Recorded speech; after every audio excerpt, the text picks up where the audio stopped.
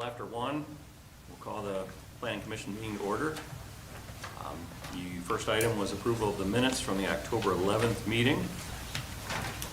I guess we could say the pledge first if you'd like. We'll skip ahead. So y'all all stand up and give the Pledge of Allegiance. I pledge allegiance to the flag of the United States of America and to the republic for which it stands, one nation, under God, indivisible, with liberty and justice for all. All right, Tyson, thanks for reminding me of that. No problem. So, first item on the agenda is approval of the minutes. You were all sent those a few weeks ago. Unless you have any questions or comments, I'll entertain a motion and second. So moved. All right, thank you. Is there a second? Second. All right, thank you. Andrew? Motion on the floor to approve the October 11th, 2021 Planning Commission meeting minutes. Dick? Yes. Doug? Yes. Carrie? Yes. Tyson? Yes. Bryan? Yes. Tommy? Yes. Motion carried, minutes approved. Okay, item number 2, use variance, residential use in a C2 district. Andrew, do you want to bring us up to speed on this? Yes. If you go ahead and look at the screen, Recovery Services of Northwest Ohio would like to construct a 6-unit staffed apartment building just south of their current facility located at 200 Van Gundy Drive. This facility would be used for housing women who are going through their treatment program. Per code, residential is not permitted in a C2. That's why we're here for the variance request. Sarah, do you have anything that you would like to add right now before we get into other details? My understanding is that it's going to be just a women's residential just for women who are in treatment, will be credentialed and certified as we are with all of our other treatment programs through the state, and it will be staffed 24/7. Can we ask a question? Was it in Fayette? What the letter we got from Ruth Peck stated they were in Fayette and they lost their license there, or what's that about? No, we currently have a women's residential unit in Fayette. That's a 19-bed facility. This is more for the women who are coming from that level of care, a residential level of care, to almost like a step down. So it would be housing, and then they would also receive the outpatient treatment services while they're there. So they didn't lose their...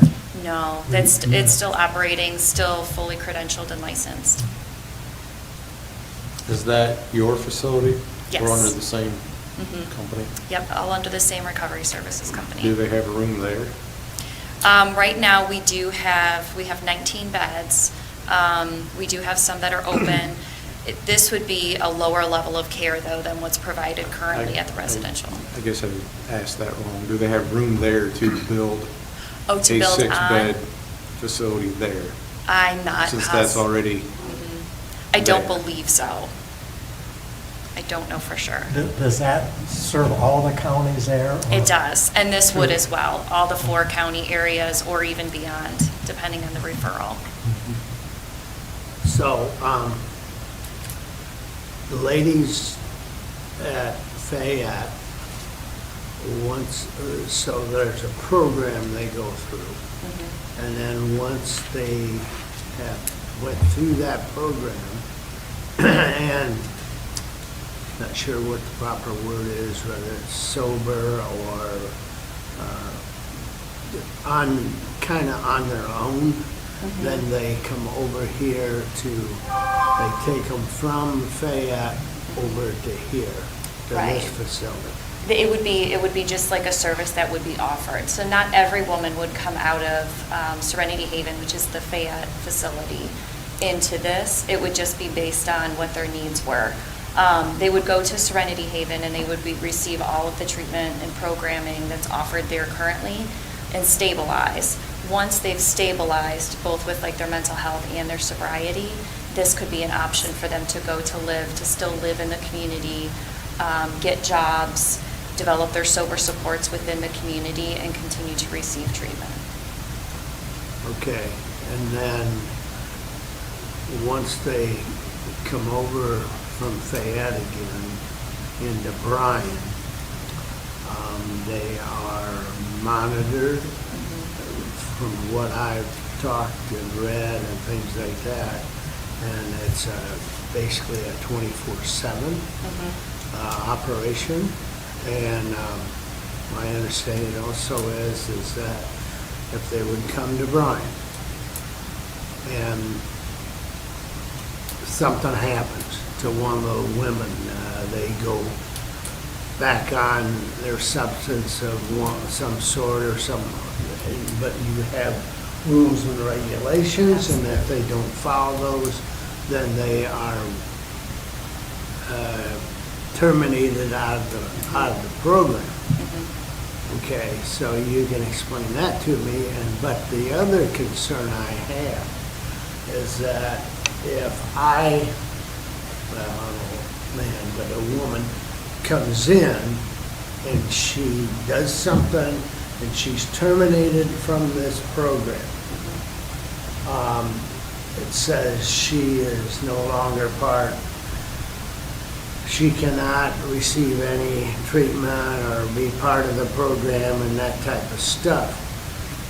What happens to that lady? Does she just poof, disappear out in no man land? Hopefully or- not. No, typically what we do, even at Serenity Haven, if a woman, if they're not following, we have, rules and expectations. Part of that is obviously then sobriety. We do regular drug screens. They're monitored 24/7, which is what it would be at this site as well. But if for some reason they weren't following the rules, or if there was an issue with their sobriety, we would look at discharging them from that facility. And so what that looks like is we would work with them to find housing out in the community, whatever community they're from and want to return to. So sometimes that means finding an apartment, a family member that they're able to live with. It could mean, for some of them, sometimes it means going back to jail if they violated a probation order. It could mean going into a shelter in the area. But we would work with them to make sure that they had secure and stable housing before they left. And that's part of what we do, or we would be doing here anyway, is meeting with them regularly to help them to obtain stable housing in the community. So if they did break one of the rules, yes, we would look at possible discharge from that site. We would still offer the level of services that we already have. So it could mean going back to Serenity Haven or going to a women's residential if that was the care that they needed at that point. It could mean that if they're able to return to their community or to home, we would continue to offer the outpatient services that are at the sites. Yeah, well, again, my concern is that I was involved at the hospital security there, and there was numerous times a person would come in and then they would have no place to go. And so then they would go up at the facility here on South Main Street. But to my opinion, that the system is broken someplace because it takes them forever to get people from the emergency room, the hospital, to another facility. And I'm just not interested in having people outside hanging around on the streets and things like that. Because I know what happens. I've seen it happen. And we probably have some sitting outside now, So I'm not interested in that situation. And that would definitely not be what we would hope for either. The idea would be that we would provide hours of treatment every single day. So whether, depending on what their need is, if that's going to, so many hours of group each day, plus doing individual therapy and case management. So they would have a certain number of hours of treatment that they would be expected to be a part of. I know it's still in the preliminary stages as far as how the treatment is going to work. But the idea would be that they would get it all there on campus, either at our current Bryan location or inside in that apartment or that complex. So there wouldn't be any of this like loitering around, hanging out in the streets, those kinds of things, because part of the agreement for them to come into this program would be that they engage in all of the level of services that we're offering. Now, one other thing was that kind of bothers me a little bit is that when I talked to Ruth on Thursday or Friday, whatever it was, we're talking women right now. But she says, and I said something, I heard that minors could possibly be involved in this. And she said, I am not going to tell you that will never happen. And she indicated to me that could happen, that minors could be involved in this program and things like that. And again, that just a little stronger feeling on my part is that now we got minors running around or whatever the case may be, and I don't know what, they can have numerous problems and things like that. But I'm not interested in having them on the streets. And I just want to know, or somehow down the road, either through the construction work or before that's approved, whatever the case may be, council, the mayor, our city attorney needs to really be aware of all the stipulations, rules and regulations, and that we are in favor of her support and her support, nothing. My understanding is that if we did look at minors being allowed in the premises, it would be more so for like newborns up to a certain age, possibly school age, depending on, again, we still haven't figured out all of the details with that. Serenity Haven right now allows women to bring their newborns up to usually about a year old to continue to have that bond with the child. It doesn't occur very often. Most of the women who would be at this level of care might be, if they do have children, are probably working within, like with children's services or possibly like family courts to regain custody of their children. Yeah. So the idea would be that while they're there, they would follow those requirements, continue with the drug and alcohol and mental health treatment, and then find, usually they have to have stable housing, employment, or some sort of income to be able to continue to maintain out in the community, and then they would work with those courts or with children's services to regain custody. Okay, well, again, I've talked way too much here, but we did receive a letter from a group of doctors out there, and we need to assure them that, A, their patients, the doctors themselves, nurses, aides, whatever, all need to be aware of the situation, and that how it's going to be handled, what the stipulations are and that type of stuff, and I guess somehow, I don't know, Rhonda, if we can do it or not, but again, I think that she and the mayor need to sit down and, these are the ground rules, and that's what we need to go by. More To than protect- likely. Right. Protect our doctors in that area out there and things like that. More than likely, there would be a curfew in place so that the women had to be inside. They would have to sign in and out and get permission if they're going places. Sometimes they'll attend like sober support meetings out in the community to build that support system. So there might be different opportunities for them to go out and be a part of the community. But more than likely, we would have a curfew so that they had to be back at a certain time. We would know where they were going, having them signing in and out. get permission before they're leaving. They would have to be at a certain level to be allowed to leave the premises. But, I mean, again, we would be staffed 24/7, so there would always be a staff member there to monitor, make sure that they're in the building where they're supposed to be at certain times.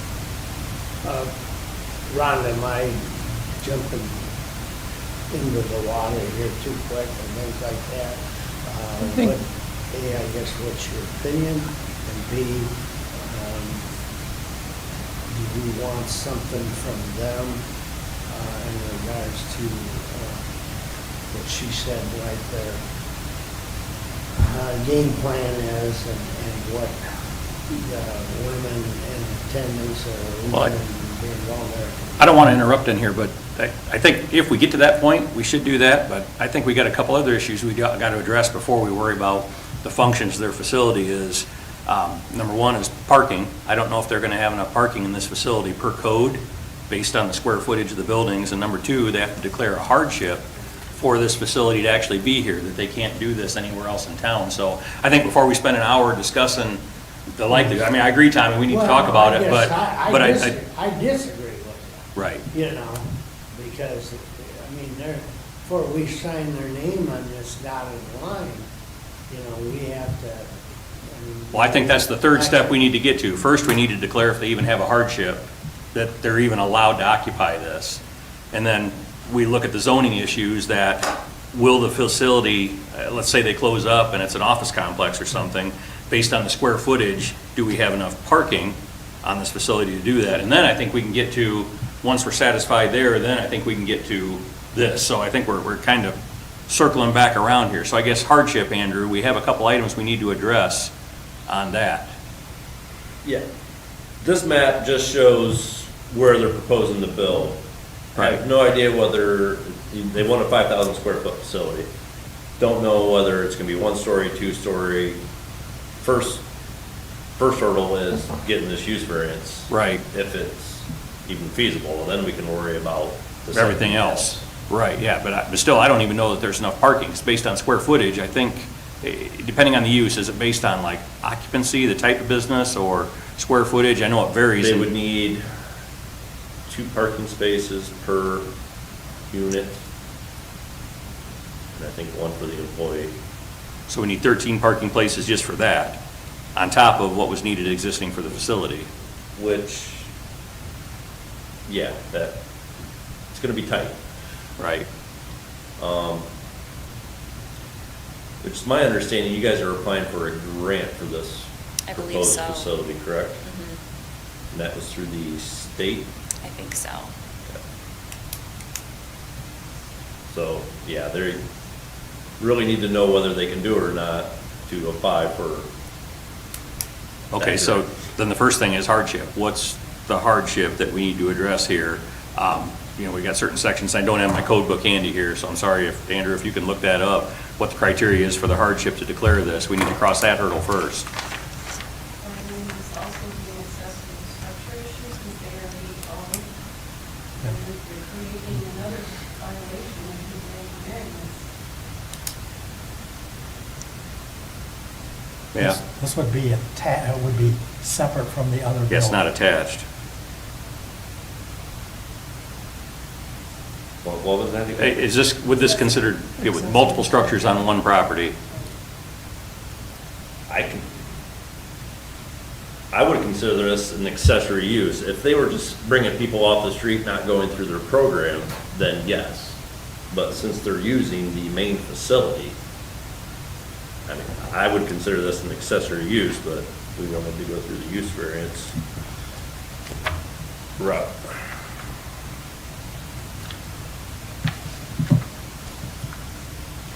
Which? What's that? No, I don't need that. I will, while we're here, I did receive 2 phone calls. One was from Mr. Flynn, who lives directly behind the current facility. His only concern was with the fencing, which he talked to Ruth Peck, and fencing is proposed as part of this project. So Mr. Flynn was satisfied. The other call I received was from community pregnancy centers. They just wanted some background information, had no opinion yes or nay on it. And as Bryan stated earlier, I'm going to go ahead and read this letter we received from Dr. Behringer, Eckhart, and Taki. We have been informed about the proposed 6-bed drug and rehabilitation house for women that is to be located at 200 Big Indy Drive.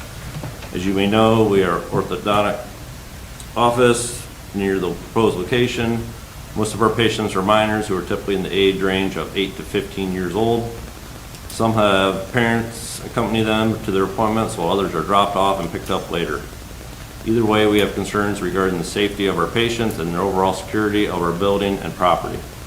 A rehabilitation house such as the one that you're proposing may attract a clientele that include individuals with potentially unfavorable legal histories. This possibility leads to our next concern. Neighboring buildings, including the general dental practice, an oral surgeon practice, and a veterinary practice, all of these businesses most likely have controlled substances within them for medical, dental, and animal care. In short, we are not in favor of the drug rehabilitation house near our orthodontic practice.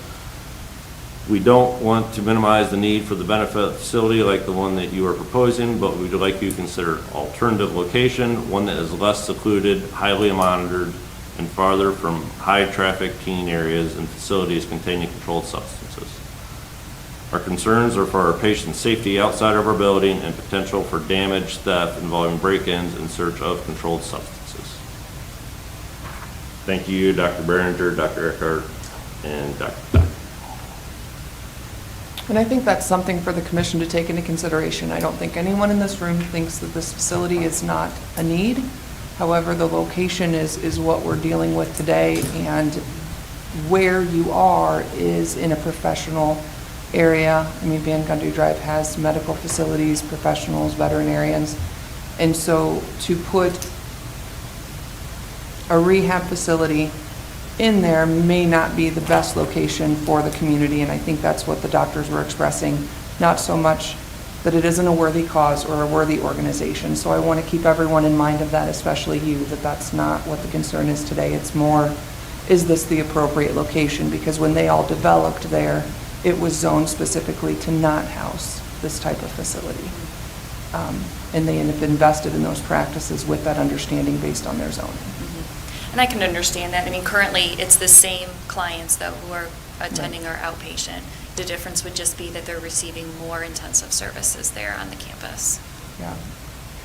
Have you looked at any other locations in town, or you just kind That of would looked be at a this one? Ruth question. Okay. Unfortunately, I'm not sure about Okay. that, what they've been looking at.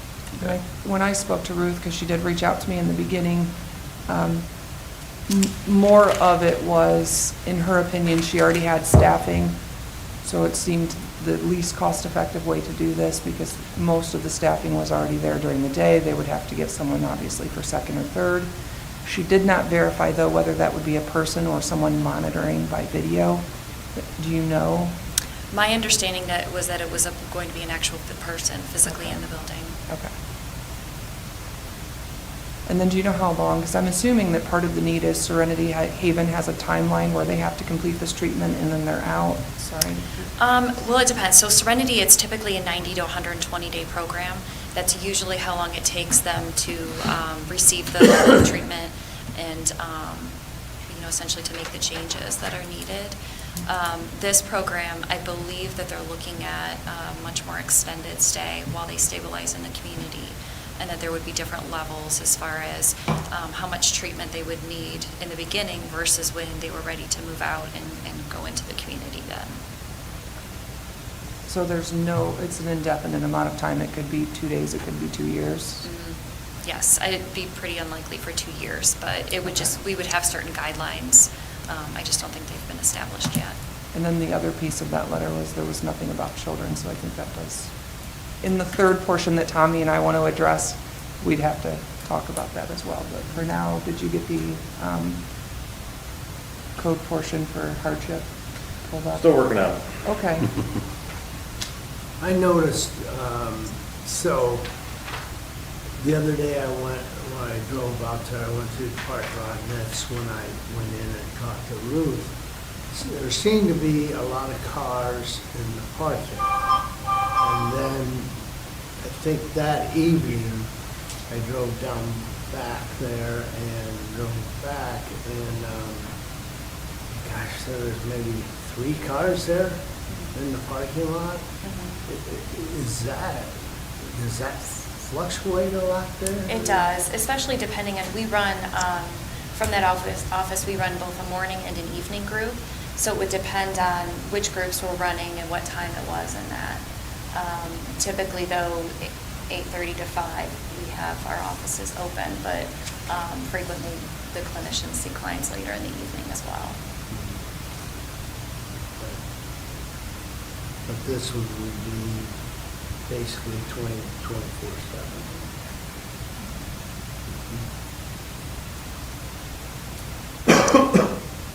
Okay, use variance. The hardships.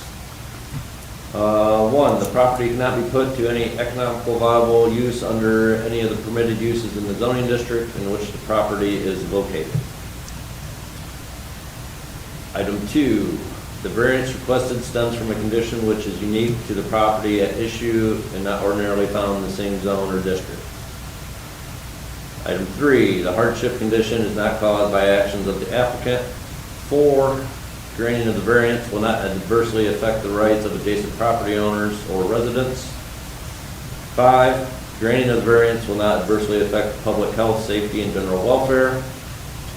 6, the variance will be consistent with the general spirit and intent of the planning and zoning code. 7, the variance sought is the minimum that will afford relief to the applicant. What's number 4 again? Granting of the variance will not adversely affect the rights of adjacent property owners or residents.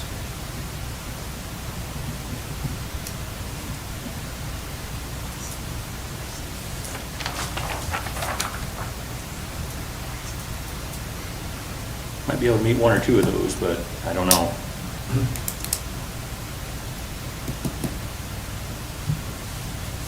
I mean, like item 1 where it says any other permitted use is not viable. That would be like the lot, you can't do anything else with it other than this. And I mean, there's multiple things within the zoning code that could be done here. It's kind of unique to the property at issue, and I'm not saying property, I would say business at issue, because this is a unique situation that goes with their business. So I mean, I would see how item 2 could be a stretch, that maybe that would be one of the hardships, because it is kind of an accessory use to the business. But I'm not sure that we can, I know we have the right to do whatever we want, but I'm not sure we can meet very few of these hardship concerns here. We had them potentially meeting item 7 too. Can you reread that? Item 7, the variance sought is the minimum that will afford relief to the applicant.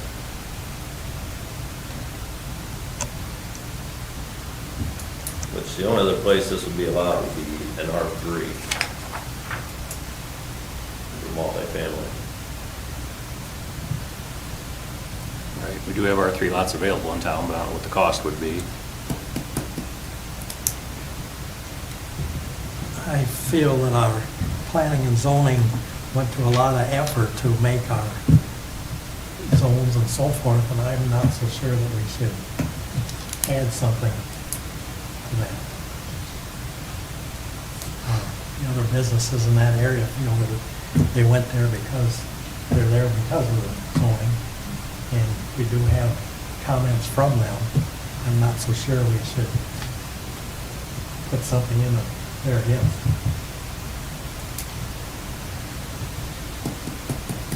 My opinion. I think the mayor summed up the feelings of all of us. I don't believe any of us would want to deny the facility that would help these ladies to achieve a good goal that obviously they want to do. However, it's a very difficult program for them. but I also believe that the integrity of the businesses that are already located in that area is very important. And it's my opinion that weighs heavily on the decision that we will make. That the zoning was established for a certain purpose, and there are limitations as to how much we vary from those original intent. With that in mind, I will make a motion that the variance request be denied. Okay. I guess, is there a second on that? Second. All right, Andrew? Is that Tommy? That was Tommy, yes.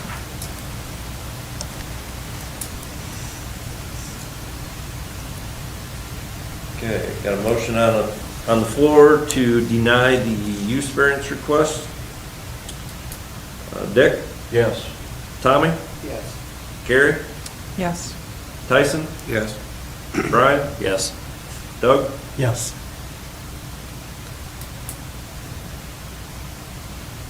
All right, motion carried, use variance denied. Thank you guys for your Yeah, time. though. thanks for coming and seeing Thank us. you. They can appeal. Is that I think you correct? said- Yes. I think that should If be. you would you stop across the hall and give your information to Melanie? Give me your email address, I'll email you the appeal process. All right, Thank you. thank you.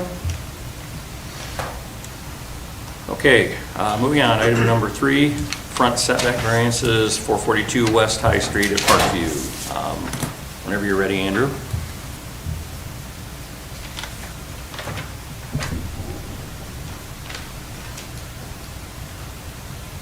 Okay, Parkview is requesting front setback variance request to build a maintenance building near the intersection of West Bryan Street and North Portland Street. You look at the screen, that is the proposed location. This was a 40 by 60 maintenance building, correct, Denny? Correct. 40 feet being east and west, 60 feet. Correct. So, I did meet with Al Sullivan. We have an issue with overhead electric lines cutting the corner of the property there. Correct me if I'm wrong here, Al, but shifting the building either 10 foot, either west or south would alleviate your concerns, correct? So, you guys are still, I think, we're debating on which way you wanted to go there. Do you have a preference? South? Okay, so it would be a 7-foot relief of the 40-foot setback on North Portland Street and on, or not a 7-foot, but a 33-foot relief, the setback on Portland, and a 23-foot relief of the setback on Bryan Street. So basically that proposed building on the map there would shift one parking space to the south. Per the setbacks with the 40 feet, if they had to meet those, they're gonna lose a bunch of parking spaces.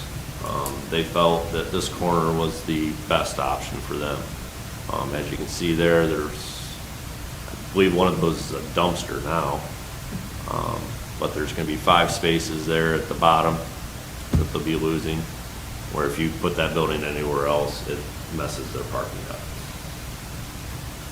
The goal would be to access, be an overhead door on the west side of that building, to access the building with the existing parking lot lane there. I received A couple of phone calls on this one, just wanted background information, there was no concerns. Andrew, if you take that, what you have marked off now, take it to the south, you're saying that's gonna go 10 feet to the south? Correct. Okay, then what, at the north edge of the building, to where, how much space do you have, the north edge of the building to Bryan Street? It would be 17 feet to the right-of-way line, and then, There's 7, 8 to the walk. oh, yeah, ballpark. Probably another 15 feet there. Yeah, okay. I think you're still good because, like I say, I went down there and looked it over and made the turn, stopped at the stop sign, and I guess my original concern is that if that building would block the view of traffic coming down Bryant Street. But being you're taking that to the south, it's actually opening up that a little bit better. Yeah, Mayor, can you scroll that drawing up a little bit and show the house the other way? I'm sorry. So, yeah, if we move that building to the left, which would be south, it would be about flush with the front of the house across the street there. So it wouldn't be any worse Yeah, right. than what the set, so yeah. No, I say it should be fine, And that is a 4-way stop there. yeah. Right. No, I was just concerned, looking down Bryan Street when you're coming up to that stop sign in Portland, but you're gonna have enough visual cover up Portland, so you're in good shape. I guess for fire purposes, and you can speak on behalf of the police too, do you have any visibility issues if you're running red through there? Any direction? Okay.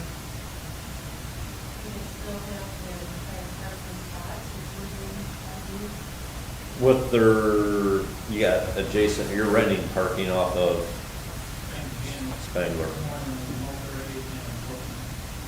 So, it's my understanding you guys are doing your own snow and grass now, correct? Which they have, I don't know if anybody's been involved with the group there, but they got that 8-person golf cart or whatever to haul from Spangler's to there, so. There's a new snowplow and truck coming in late December.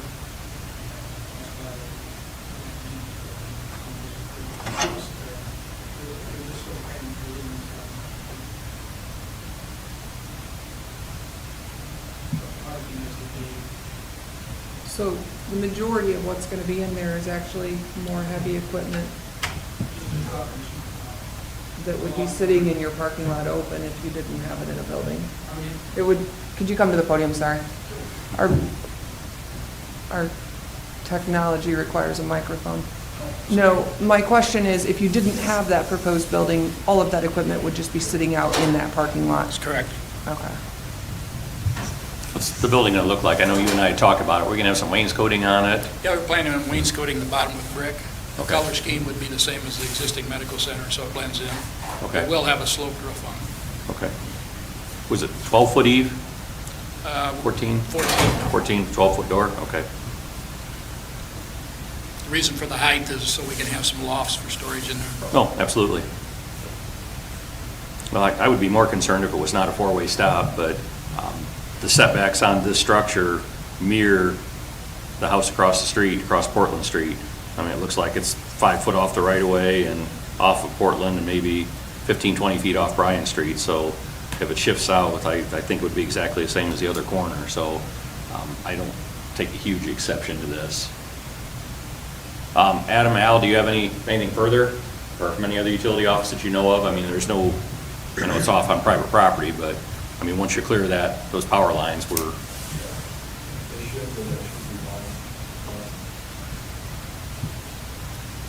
I have a question. Sure. for you, Bryan. If we shift that south, are we allowed to put a parking spot on the north side of the building? Yeah, I mean, you have a parking spot there currently. Yeah, and that is within, yeah. Or are you talking about cutting off that grass area? No, Okay. just the existing parking lot. If Yeah. you go south, there would be There'd be- about a 10-foot spot in there. They need someplace for the dumpster. And they'll still have the maintenance people parking near this building, so. Right. Yeah, I mean, I think you can park there. Yeah. The dumpster's clear Existing down there. parking lot, as long as. The one that's clear at the end and 3, it's gonna go to the other, Right. yeah. Usually that's right here. That's it. So we- Oh, that's that one, okay. If we shift this, that will give us a parking place. Oh, And possibly parking. Right. To the right of it. And this, between this curve and. So still in the parking spot, just, yeah. Yep. Okay. Well, does anybody else have any further questions or comments or thoughts? I mean, the dumpster is going to be fenced, so it's Right. not going to be an eyesore. Just need state-approved plans, which you guys are aware of that, so. Okay. Are we, just have a question. Sure. Are we off the curve then, here? It kind of shows it being off the curve.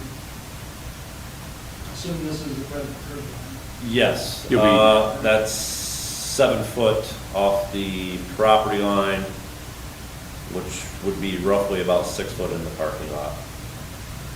We do have a sanitary sewer running up that sidewalk, that's why we shifted it over. So it looks like the west end will about touch that other curb island there, where the grass currently Yeah, is. I drew Since that we're mesh and. shifting that curb island may have to go. Right. Because the door was going to be on the center on the west side. Gotcha. We wanted the door so that it was accessible from the entrance there off of Bryan Street. Well, from plowing snow, I know it's easier to plow not around a curb island, so that might benefit But you. they wanted to keep the curb island because it's the only green spot on the whole place where they can put picnic tables for the ladies to eat their lunch. Like, feel free to relocate that curb island. It will be. We'll work with you on that. I'm sure it will be, if the ladies have their say.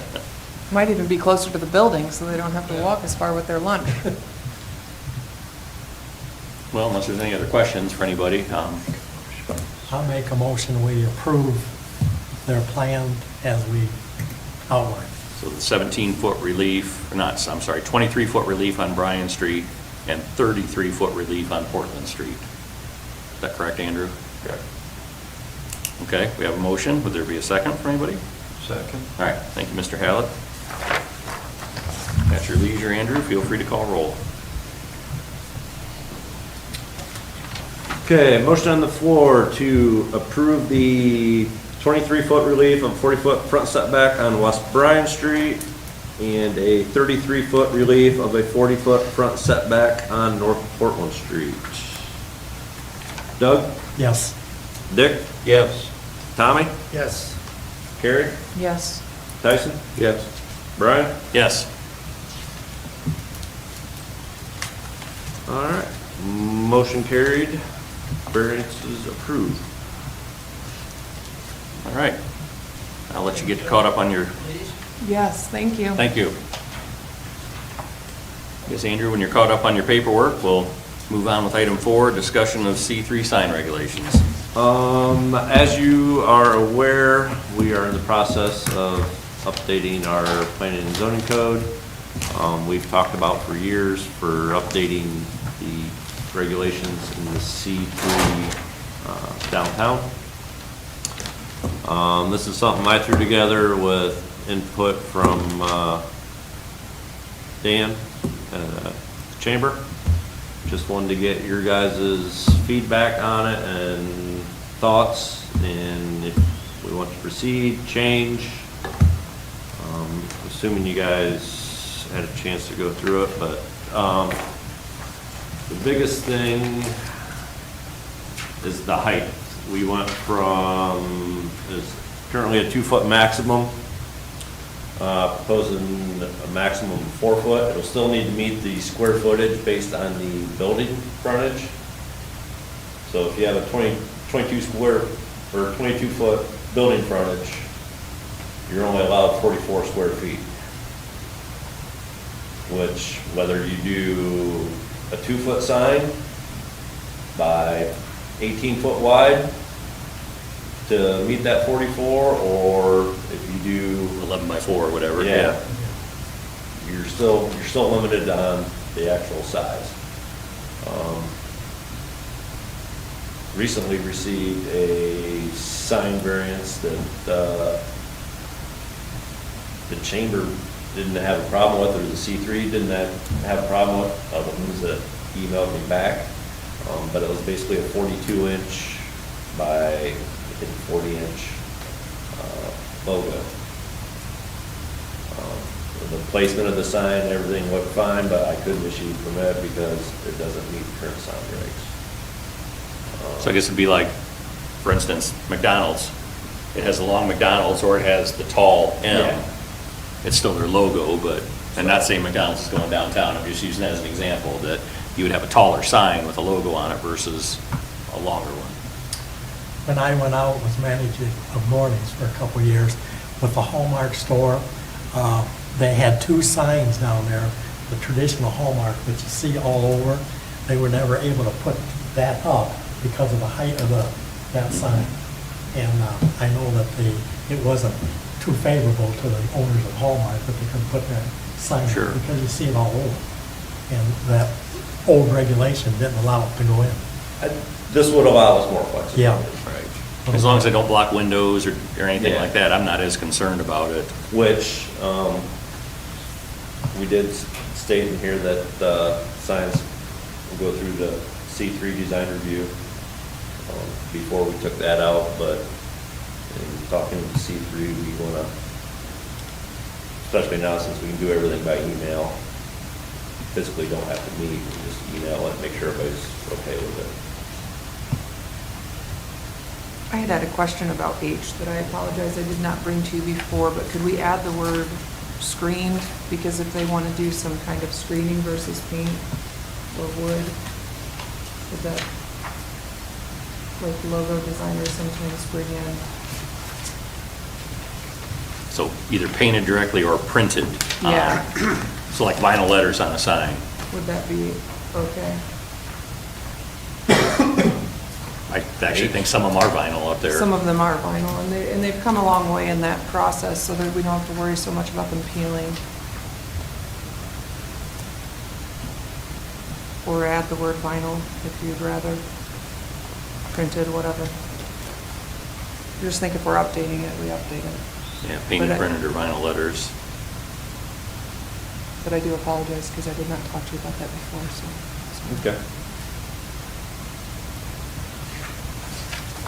So you're just looking for an opinion of us today here, really? Yes.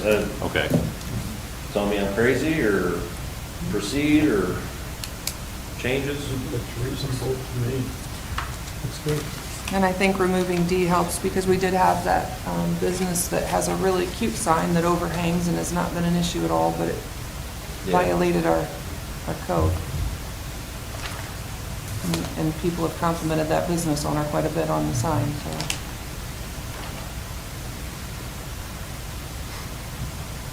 Okay, Andrew, do you have anything further on that then? The only thing I bounced back and forth was the actual letter height. We have a max of 18 inches. I don't know if we want to increase that to 2 foot. Any preference? It doesn't make me any difference, really. Make no- Yeah. So, okay. I don't want to, yeah, we don't want a 4-foot sign with a 4-foot letter on it. So,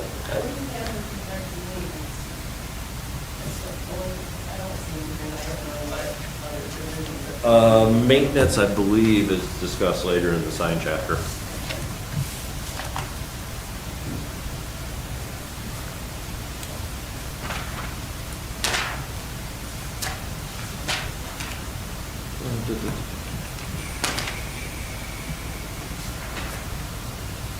Yeah, that's, maintenance is the next section of the sign chapter, so. Anything in there, maybe about hours, Uh, National Electric Safety Code, we've got signs out there that cool It does discuss illumination and under construction criteria.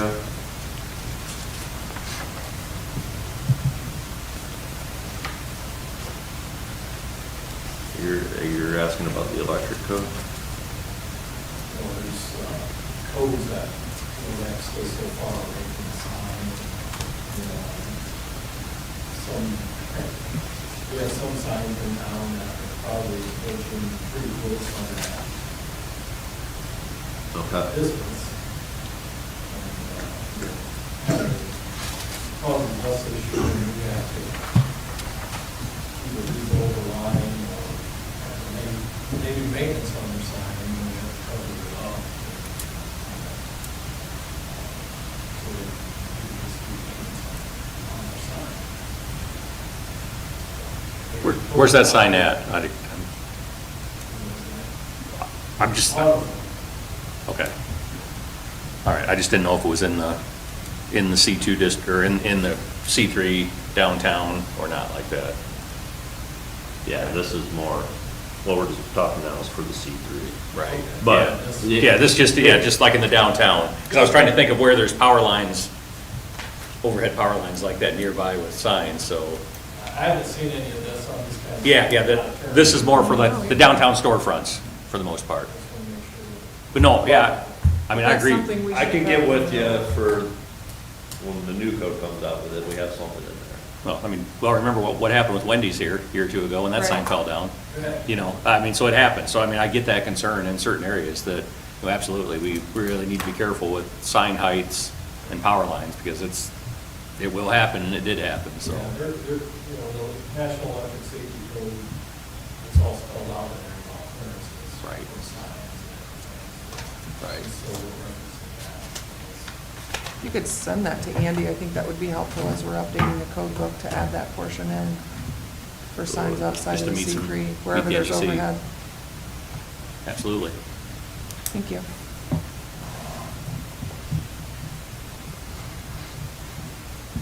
Is this something you need a motion on? Nope, Okay. I just wanted to get everybody's opinion before I went changing stuff, so. Okay, does anybody else have anything further? If not, we'll entertain a motion to adjourn. So moved. Thank you. For a second? Second. Thank you, Tyson. Andrew? Motion on the floor to adjourn. Dick? Yes. Tyson? Yes. Brian? Yes. Doug? Yes. Tommy? Yes. Carrie? Yes. Motion carried, meeting adjourned.